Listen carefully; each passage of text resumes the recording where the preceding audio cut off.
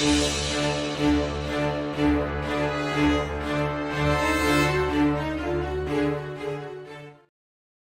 will help you to get into the proper mood for today's video essay to look at a few recent news stories. Caught on camera, a brutal attack on the streets of Murfreesboro right after kids get off the school bus. The teenager in this case pleaded guilty to assault charges in adult court. Well, now the stepmother of the teen throwing the punches is talking to Fox 17. Matt Alvarez live in Murfreesboro tonight with what she has to say. Matt. Scott and Stacy, this all happened right near Saratoga Drive and Margaret Close, just a few miles from I-24 in Murfreesboro. Listen. I'm not standing up, or defending that what he did was right. I'm not saying that. Chloe is Michael Ladd's stepmother, and it's her 17-year-old seen in this cell phone video assaulting a 16-year-old. Chloe called Fox 17 upset by the release of the video days after her son pled guilty to aggravated assault. Michael has a very big heart.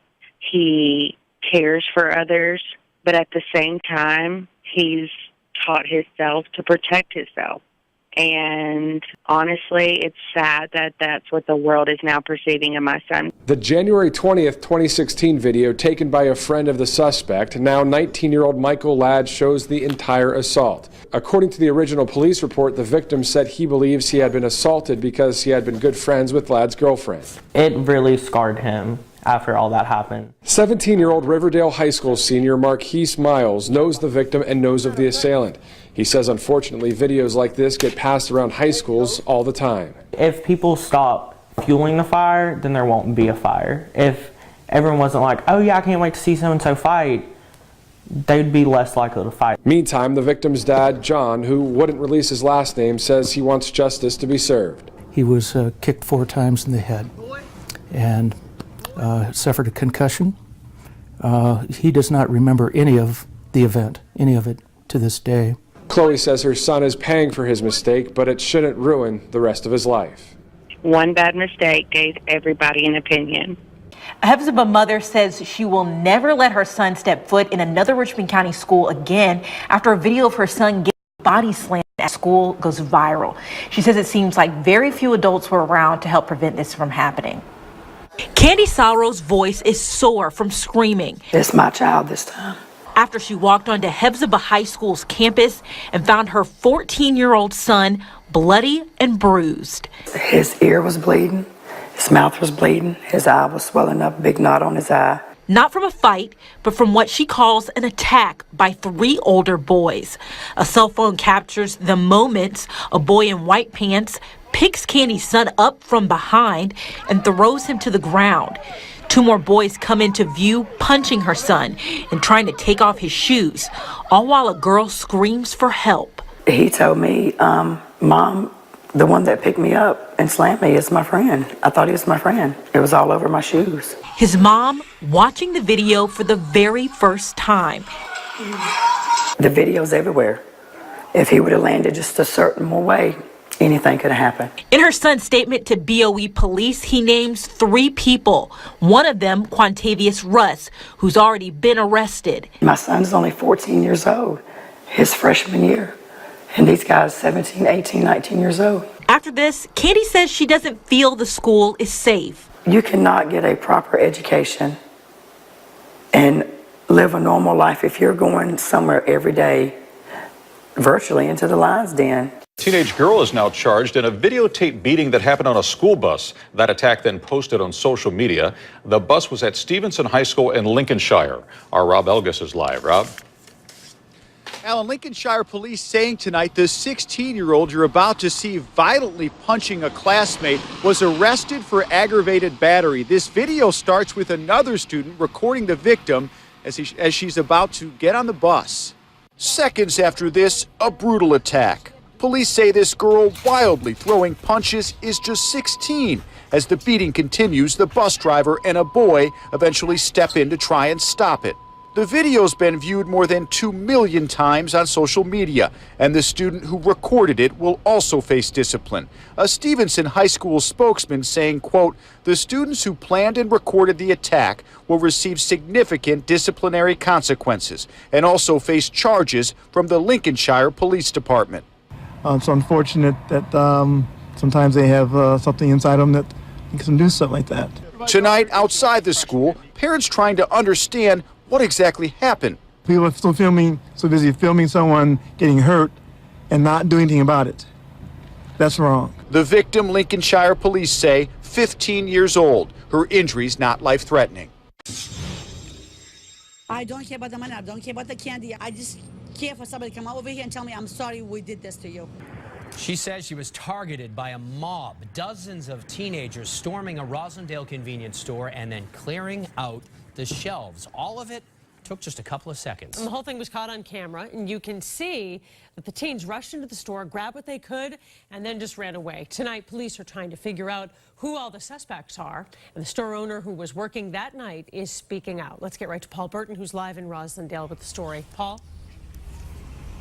And Paula, that owner tells me she's been robbed at gunpoint before, but nothing compares to the sheer terror she experienced when all those teens rushed into her store and wreaked havoc. Tonight, she has a message for the teens and their parents, and she wants police to find those responsible. I'm very happy I didn't get hurt. I got so scared, I didn't know what to do. I panicked. A brazen, heinous robbery by a group of teens caught on camera.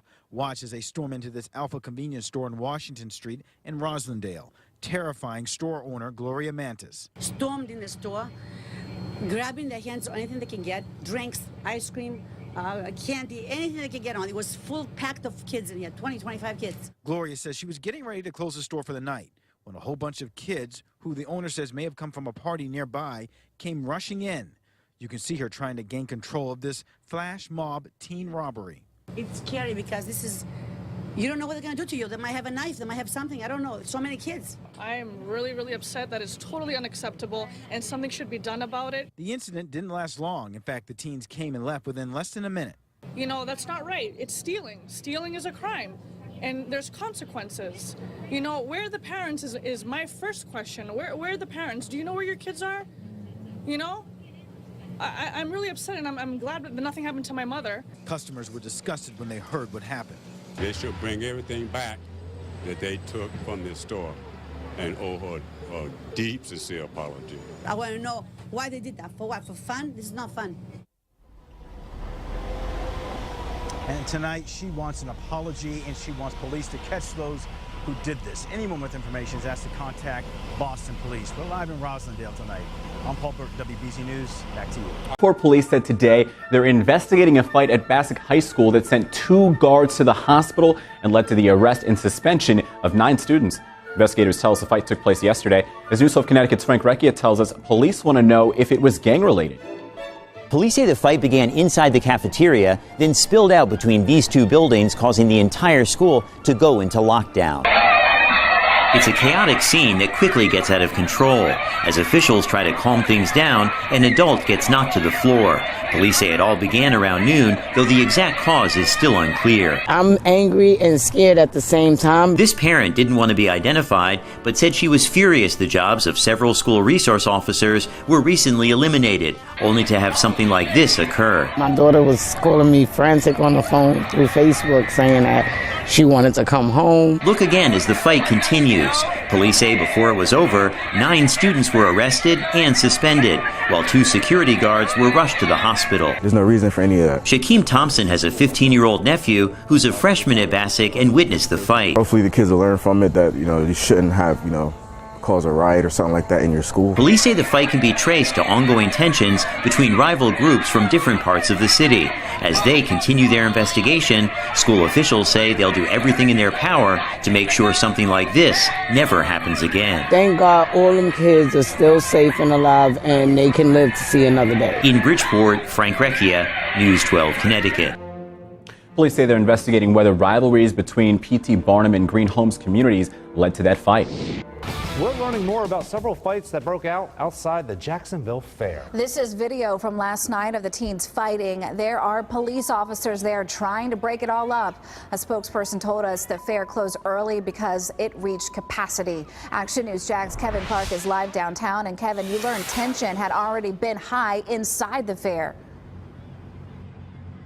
That's right. A fair spokesperson told me that's where this activity began until security removed the teens outside of the fair to an exit right near Everbank Field. That's where you'll see this activity escalated even further. Two teenage girls can be seen kicking and punching, pulling each other's hair outside the Jacksonville Fairgrounds. Then you see officers intervene. Action News Jax obtained multiple fight videos said to have been taken Saturday night. Gail Hart with the fair says some of the arguments happened inside the fair, so the teens were thrown out. They were just some mischief makers that really, wanted to kind of, maybe shove some people around, and we didn't want that. Also on Saturday night, the fair closed more than an hour early, but not because of the fights. Hart tells me the carnival area was getting too crowded. She says the fair's actions in both cases were to keep the area safe for both employees and fairgoers. We didn't want anything to escalate. I mean, we don't want anyone hurt. A patron, our personnel, our Jacksonville sheriff's officers, we don't want anyone to have any kind of injuries. The fight videos quickly spread through social media on Sunday. Fairgoers tell me they didn't learn about what happened until they got here. It's unbelievable, but then you start to realize why the hours change, why the fair, a lot of people don't want to come out here anymore if stuff like that is going on. I felt fine. I mean, I didn't feel a threat. I didn't feel threatened or anything.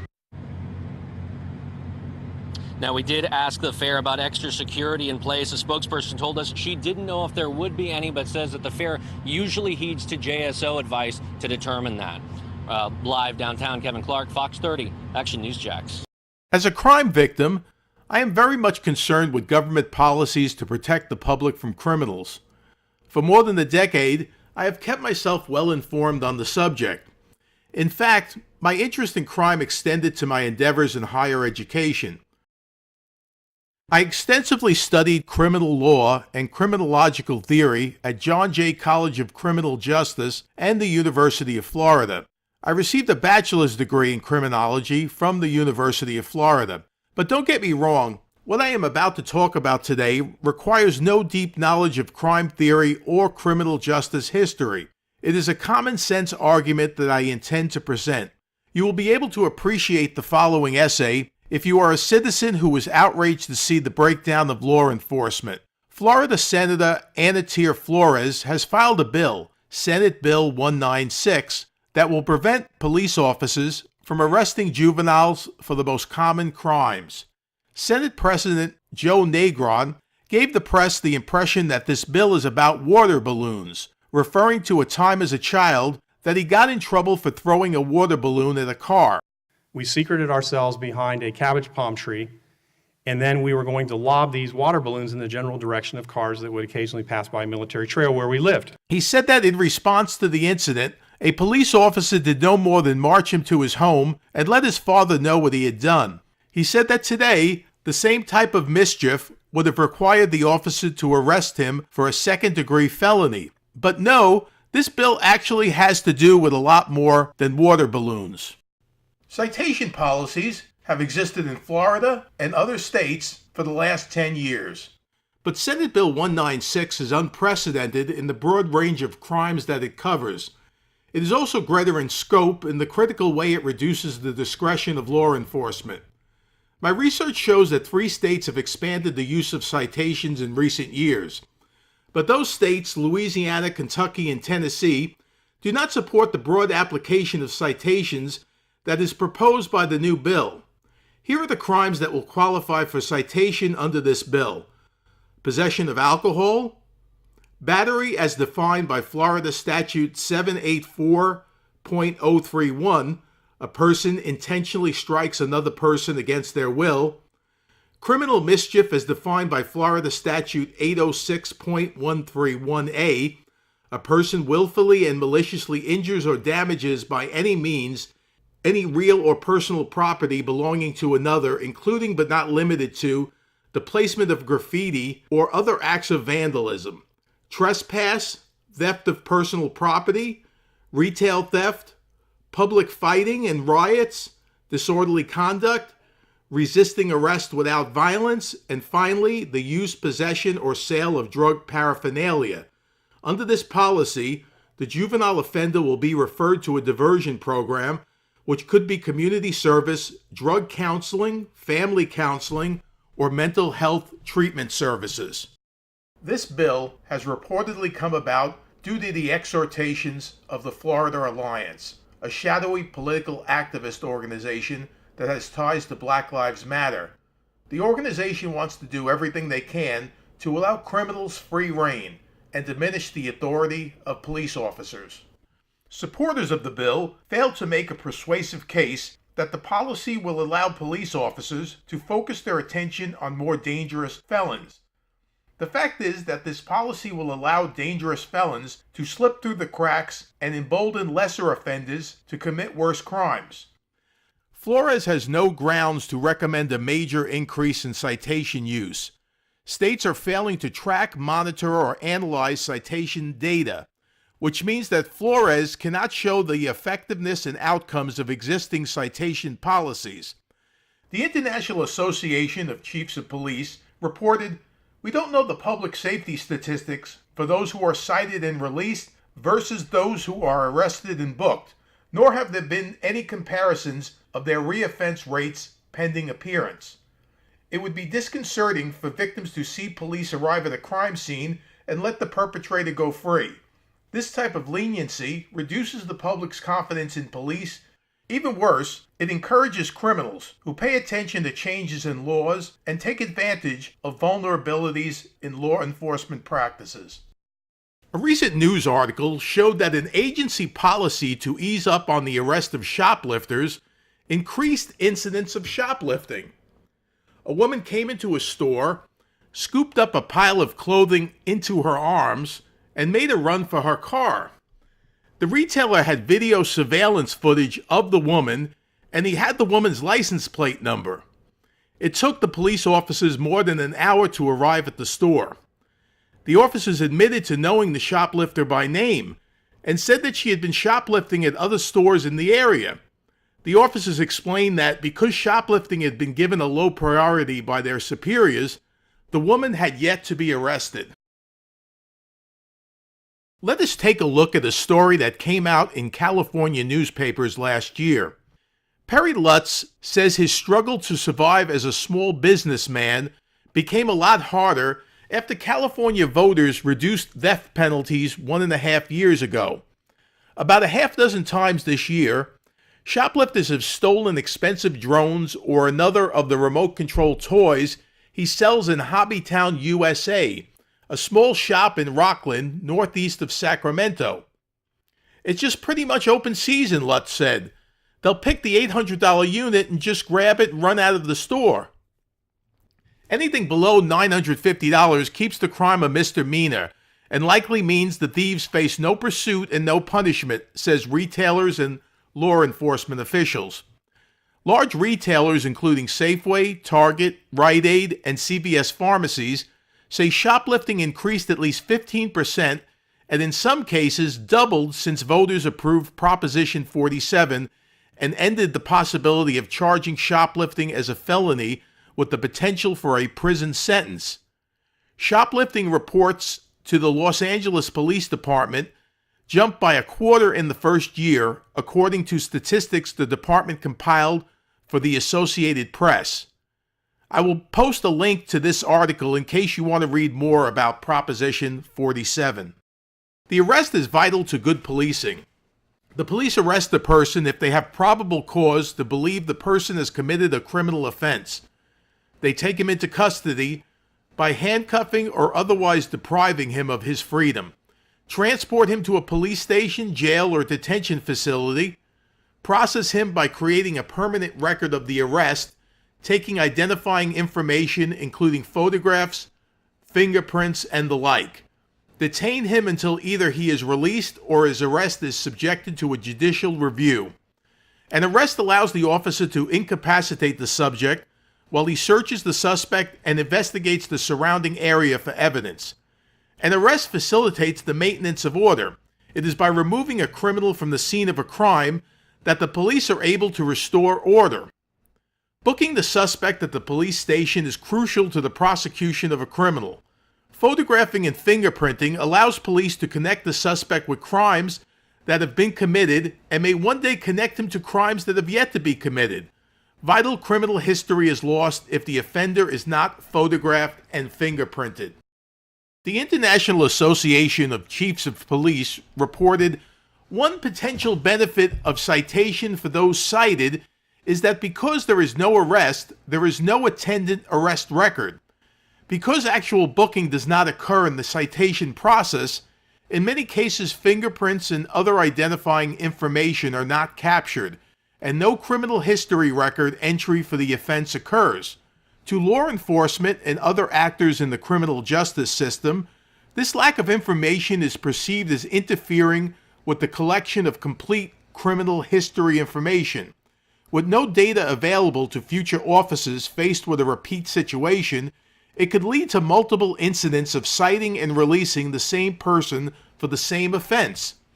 According to a 2013 paper by Marks Perbix at Search, one of the biggest unintended consequences of cite and release policies is the adverse impact on recording complete arrest information in state criminal history repositories. Perbix goes on to say that although the prosecution of the offender continues in most cases, the outcome cannot be accurately recorded in the criminal history because A, no original arrest record exists in the criminal history, and B, the court has no biometric identifier associated with the offender.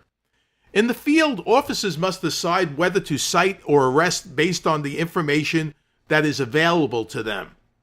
As it stands today, they cannot easily access complete and accurate information.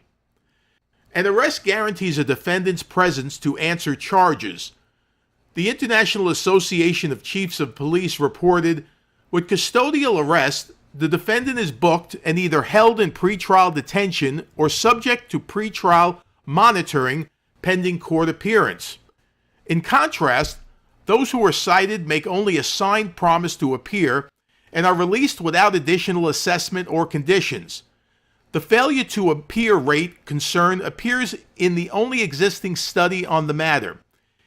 In a 1996 study in Charlotte, North Carolina, researchers found that 23.2% of those issued citations failed to appear at their first scheduled court appearance, versus 3.9% who had been arrested.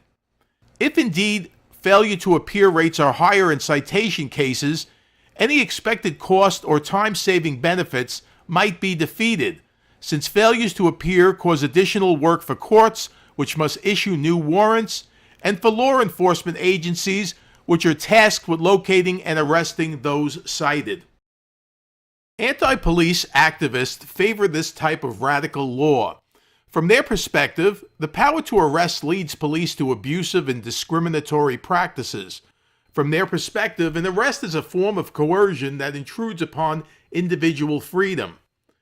This is a trend towards lawlessness.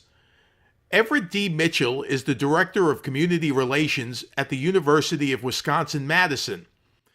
At a recent panel discussing best policing practices, Mitchell said, "I just don't think they should be prosecuting cases for people who steal from Walmart. I don't think that. I don't think that Target and all them other places, the big boxes that have insurance, they should be using the people that steal from there as justification to start engaging in aggressive police behavior." Insight into the shaky logic of the bill can be found in a 2016 essay by Rachel A. Harmon, professor at the University of Virginia School of Law, called Why Arrest? Harmon believes that arrest provokes resistance, ignoring the fact that it is the criminal act itself that necessitates police action.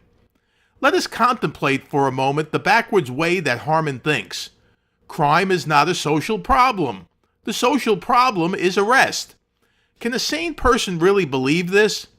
Harmon complains, officers may use violence against the suspect who threatens the success of the arrest, whether or not arresting him was socially useful in the first place, whether or not he poses any risk to the public, and whether or not another method, such as issuing a citation, would have been adequate to bring him to court. Arrest only involves violence if the suspect refuses to cooperate. Arrest has proven to be socially useful throughout the history of law enforcement. Arrest does in fact reduce risk to the public. Arrest assures that a suspect is brought to court far more than a citation does. The solution to criminals defying police and resisting arrest is, according to Harmon, to eliminate the arrest component of the law enforcement process.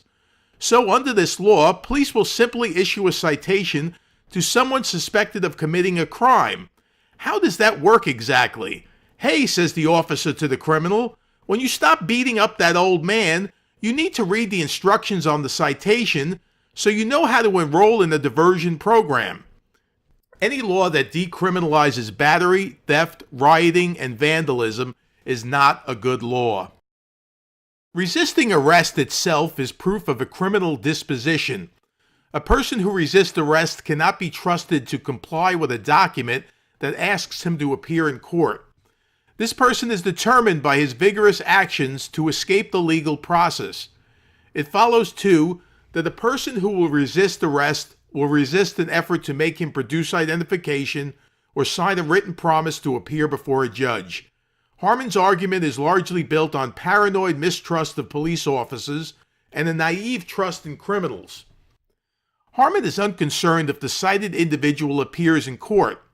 She believes that suspects should not be faulted for their failure to appear for a court appearance, because sometimes people get sick, sometimes people forget an appointment date, and sometimes people cannot find the courthouse.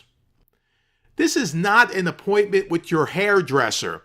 It is an appointment to answer criminal charges before a judge. I recommend that the defendant drink plenty of orange juice to stay healthy, write the court date on their calendar, and buy themselves a map. Harmon, Flores, and others want to infantilize criminals by treating them as if they are not responsible for their actions. A society must hold an individual accountable for the crimes they commit, or otherwise descend into destruction and chaos. The promoters of this bill have cited potential benefits from cost and time savings for law enforcement, to reduction in jail populations, to less burdensome outcomes for appropriate low-level offenders. Why is the most important issue ignored by the bill's promoters? The one and only important issue which is not discussed with sufficient attention is the safety of citizens. Arguments in favor of this law focus on direct cost of custodial arrest compared to citations. This fails to take into consideration the indirect financial cost and personal cost that result if a criminal remains undeterred and uninhibited in his commission of crime. Criminal behavior is ongoing behavior. A person who commits a crime on Monday will commit a crime on Tuesday and will commit a crime on Wednesday. He has taken a particular path in life. A person who is believed to have committed a criminal act poses a danger to society and cannot be allowed to freely continue on his way. An arrest needs to serve as a bump or detour in his path. American citizens should not be victims to crime. This is their right. If there is a victim, there is a crime. Crime must be addressed without compromise. The criminals do not offer their victims a compromise, and they should not be offered one either. Senate Bill 196 wants to greatly expand on dubious policies that reduce the discretion of police officers, reduce the authority of police officers, and reduce the possibility of arrest. It is more important to protect citizens than appease political activist groups like Florida Alliance and Black Lives Matter. We might ask Negron one day how exactly his father reacted to the news of his son's illicit pastime of throwing water balloons at passing cars. The senator implied to reporters that he was spanked. And he marched us up to my father, told him what happened, and suffice it to say that never happened again. It is most likely today that if an officer were to take a juvenile criminal to his home, they would find no father present.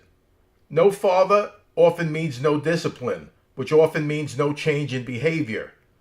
But perhaps that is a topic for another day. In the meantime, let us close this discussion with news items about water balloons, which are more dangerous than Negron suggests. I thank you for watching. Please click the like button below and subscribe to my channel.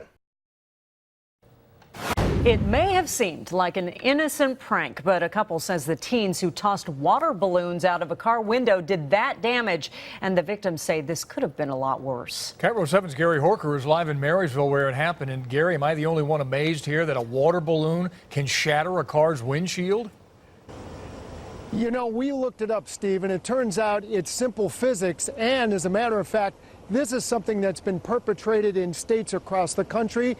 And windshields have even been shattered in Canada by people throwing water balloons out of windows. The power in this case comes from the speed of the opposing cars. In this case, they're looking for the teens who tossed them. So where are we going, Coles? Todd Bond and his wife Lisa were driving about 35 miles an hour down a two-lane Marysville road when the prank, they say, was suddenly pulled by four kids riding in an SUV. I just saw an object flying through the air, and it came from the oncoming vehicle. Todd says it happened too fast to even react. On impact, the water balloon blasted against Todd's windshield with the kind of force you'd expect from a brick. Just exploded, yeah. Glass came in, actually broke and came inside and ended up cutting my foot when I got out of the car. Todd and Lisa called 911 and tried to chase the car. Well, I don't even know if they knew the windshield exploded, but I'm sure they knew that we were chasing him afterwards. The black SUV got away. Other drivers reported it blowing stop signs, speeding, and even throwing eggs. Todd says the prank could have killed someone. Somebody could have rear-ended me when I jammed on the brakes to try to stop. I could have swerved to try to miss it and went in the ditch because along there's no side. It's all ditch on both sides. The Bonds replaced their windshield for hundreds out of their pockets. They say this should be a teaching moment for teens getting out of school. The takeaway? Before you do stuff like that, think about your own family. Think about what could happen if it was your parents or your grandparents or something driving the car. Good advice with kids getting out of school for the spring and summer, folks. And one alert driver, as it turns out, sent a picture and a picture of the license plate of that black SUV to police. And here in Marysville, they traced it via a Snohomish County Sheriff's deputy all the way to Arlington. They're investigating that tonight. We'll let you know as soon as an arrest is made. And we're live, meanwhile, in Marysville. I'm Gary Horker, KIRO 7 Eyewitness News.